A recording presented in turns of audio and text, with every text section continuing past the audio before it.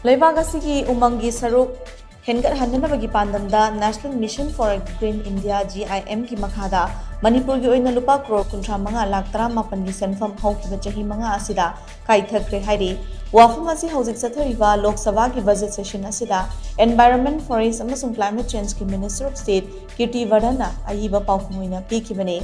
Minister Kirti Vardhan ki warol asina hai National Commission for a Green India GIM asi India ki leiriba Umang gi saruk asi hengat-hannabagi mapum fana ngak shenpham amadi mahausa gi khal amuk hanjil hantuna climate change na pirakpa chaiting sing thingnanabagi dama National Action Plan on Climate Change ki makhada semkhibani.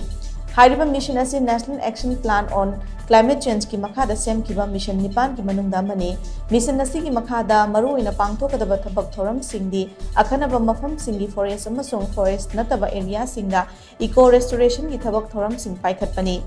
GIM ki makhada hojik fawda state 38 amasung union territory amada punna lupa crore 5,8 lakh marifuni kaithakre hairiba shenpham asi lam hectare lakh ama lising yankai manga ga chama kuntra gi area da uwa thaba amadi eco restoration ki thabak thoram sing paikhatna bani masida Manipur gi oina Houkhiba kumja lising ani 18 lising ani kundagi kumja lising ani kulhumdoi lising ani kulhumdoi faw kunga mari fawda punna lupa crore kuntra manga lakh 18 kaithagi bani masigi manungda lupa crore kunga taruk lakh kunga nipan sijanakre haina Minister Kirti Vardhan gi aiba cherol aduda makhatana palli.